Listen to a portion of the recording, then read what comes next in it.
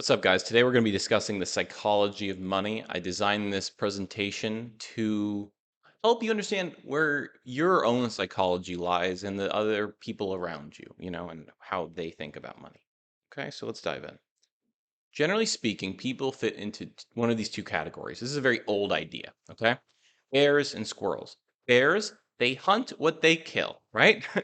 They eat until they're full and then they leave the rest for others to go eat, right? They create a whole ecosystem of animals, of scavengers, right? Crows, mice, all these things, right? That will eat the excess remains of what they leave behind, right? On the other side of the spectrum, you have squirrels. A squirrel, once they get a nut, they look to eat it, put it away, right? They they're they're squirrelish, right? They are very protective and private with the money that they have, okay? So generally speaking, on the extremes, people fit into one of these two categories, right? Most people are obviously somewhere in the middle. Now, I'm going to tell a little story. This guy on the right is Kevin. You know who the guy on the left is. That's Elon Musk.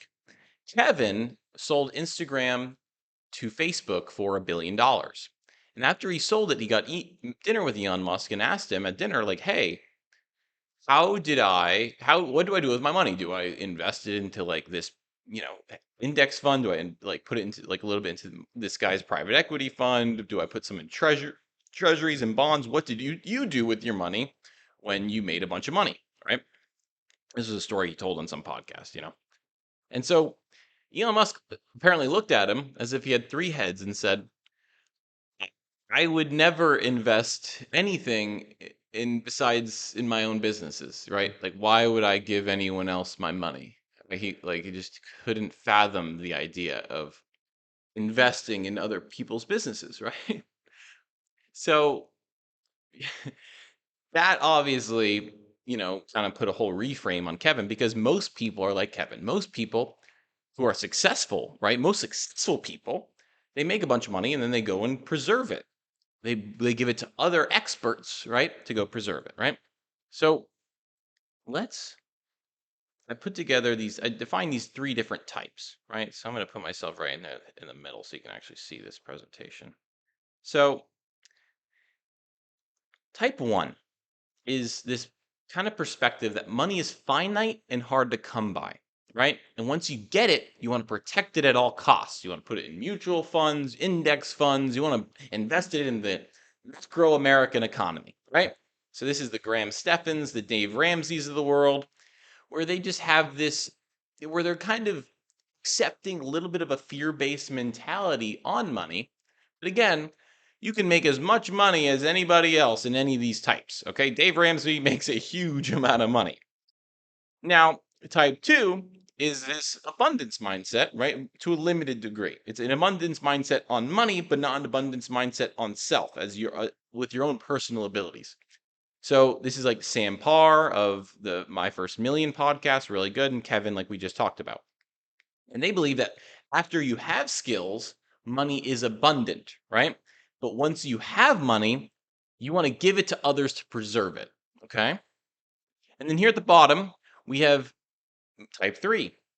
Money is literally just this element, right? It is an element. Okay. Because that's true. Money is elemental. Let me explain. Like, is the ocean bad, right? People say like money's bad, right? Is the ocean bad? No. Is a tsunami bad? Yes. Is an ocean, is a waterfall that powers a hydro dam good? Yeah. Right?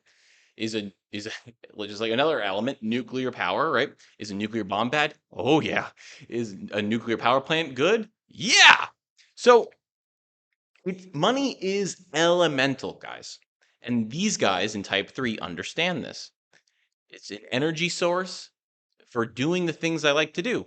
I'm going to die anyway, so let's ball out, right? So that is like the Mr. Beast, the Kanye West, the Elon Musks, right? So another way to kind of visualize this is how they view these types. So like they generally speaking, type 1 views money conceptually as like this bride or like their daughter, right? It's just like this beautiful thing to protect, to pedestalize, right? They pedestal money, right? They put it above themselves, and they're like, oh, like it's the right thing to do to treat it this way, right? Treating money like your bride is a choice, right? Or so in type 2, they view it as like a vehicle, right? So they go to it's like this classic car, right? They go to experts to maintain it, right? They go to experts to find out like, hey, I want to they reverse engineer their lives. Like I want to go on vacation this many times a year. They use money as a vehicle for achieving the things they want to do in life, right? For achieving a lifestyle that they want. Whereas type 3, they view, like I said, they view money like it is. It's electricity. It's an element, right? They view it as a fuel source for doing the things that they want to do in the world. Okay? Now,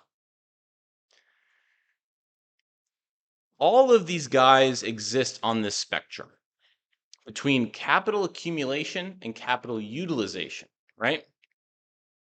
The squirrels, right? They very much overvalue capital accumulation, right? Just the raw accumulation of capital, like just having it is good, right? Whereas the guys on the right overvalue, like who are too far on the right, I should say, overvalue capital utilization, right? So just what can I do with this money, right? So like David Cho, Kanye West, these are guys who are just like, well, I just want to use money to pursue my creative things. These are artists, right? And so that's why a lot of artists don't have money, right? Because they're overly focused with utilizing capital. And so ideally, you want to be kind of like somewhere in this range, right? Where, Elon Musk and Mr. Beast are, where they're like holding on to their money, they're accumulating money, and they're utilizing money at the same time, right? You don't want to be on either extreme, right?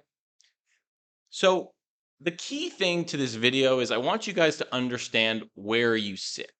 There really isn't anything wrong with being in any position, right? In any one spot here, but there are optimal positions, right?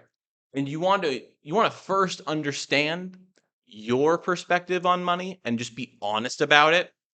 And then once you understand your perspective on money, then you can level it up in the direction that you want it to. Because it's also important to understand your business partners and their perspective on money, right? And just the people you work with in general, your employees, right? So that's today's video, the psychology of money. I hope this is helpful to you guys, and we're going to keep it up, boys. We're going to keep it up.